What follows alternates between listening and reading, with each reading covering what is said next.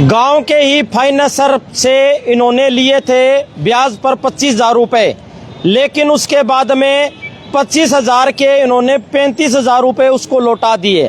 लेकिन रास्ते में उस फाइनेंसर ने, गांव के ही फाइनेंसर है, उसने इनका एक महिला साथ बैठी थी, बाइक है वो छीन लिया। एक बार बाइक छीनकर वो भाग गया, फरार हो गया।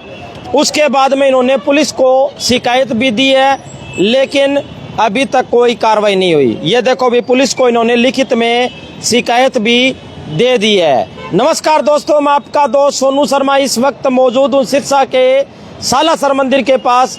मेरे पास एक भाई साहब आते हैं, वो कहते हैं भी प्राइवेट फाइनेंसर ने मुझे परेशान कर रखा है, तंग कर रखा है, भी मैं कुछ भी कर सकता हूँ, मैं बड़ा परेशान हूँ, दिमागी रूप से अस्वस्थ हूँ, क्योंकि उसने मुझे परेशान और तंग कर रखा है। इनका कहना है भी मैंने 25,000 रुपये ब्याज पर लिए और 35,000 रुपये लौटा दिए, फिर भी वो ब्याज पे ब्याज निकाले बैठा है और मेरा बाइक छीन लिया।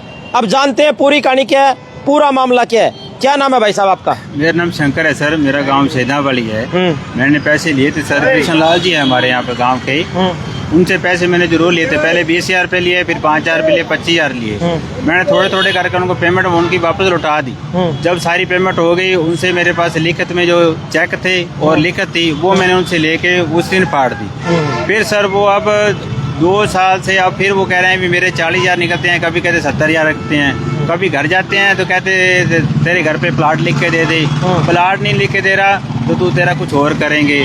जहाँ भी बाजार में मिलते हैं वहाँ ही बेइज्जती कर देते हैं। उस दिन मैं अपने घर पे आ रहा था, घर से सिरसा काम आ रहा था, साथ में मेरे पड़ोस वाले एक लेडी मेरे पीछे बैठे थे, और इन्होंने इनके, जब मैं गुलाब पेट्रोल पंप के पास जब पहुँचा हूँ तो इन्होंने हाथ करा। अब वो गाँव के बंदे हैं तो बंदा हाथ रोकेगा मोटरसाइकिल, मैंने रोका, उनको प्रणाम भी किया, पर उसका लड़का उधर से भाग के आया, उसने मेरे से बाइक छीन ली। और मुझे छीनने के बाद फिर वो कहता है अब तू यहाँ से जहाँ जाना घंटा घर जाओ भी तेरा काम, पैदल ही जा, तो अपनी मोटरसाइकिल जाएगा। वो सारा आज उनको 10 दिन हो गए मेरी बाइक लेके उन्होंने अपने घर पे रोक रखी है।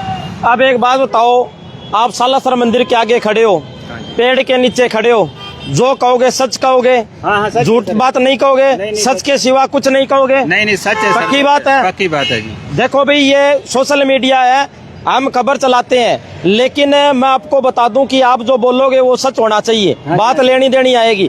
अब ये बताओ कितने साल पहले आपने पैसे लिए थे? ये 8 साल हो गए सर इसको। अच्छा, 8 साल हो गए हैं। और उसके बाद मैं तो अभी भी क्या, कोई वो डिपार्टमेंट ने फोन करा भी चलो गांव में पंचायती तौर पे कोई लेन देन अगर निकलता भी है तो बैठ के अपना, अगर गांव के इतने बड़े वो आदमी हैं, 2 पंचायत के थ्रू भी मेरे पास आ सकते हैं कि भाई मेरे भी ये पैसे नहीं दे रहा ना, तो कल के दिन ये थोड़ा इसके साथ ये करना पड़ेगा या वो करना पड़ेगा, जो भी है।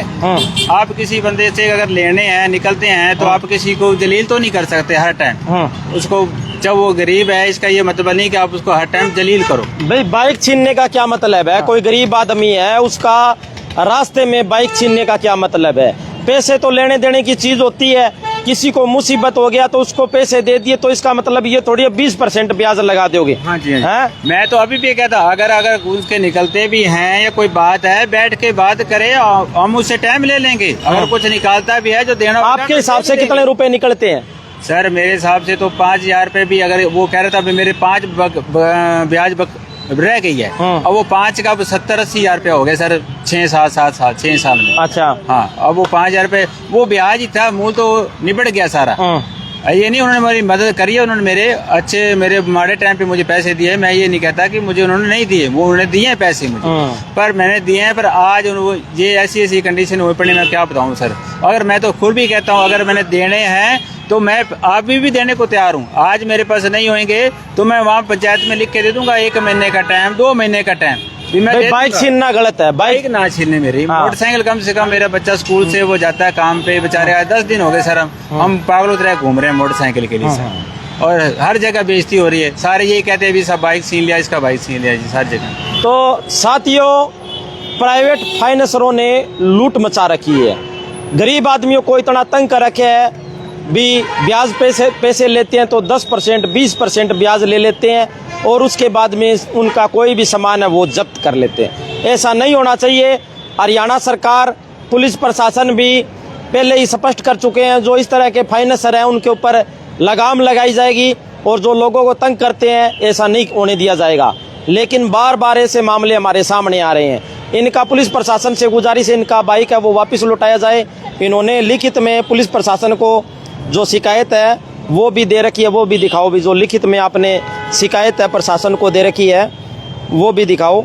और ये देखो भाई, ये इन्होंने पुलिस प्रशासन को लिखित में शिकायत है वो भी दे रखी है। तो सभी साथियों से गुजारिश है वीडियो को शेयर करें। धन्यवाद, शुक्रिया, जय हिंद, जय भारत।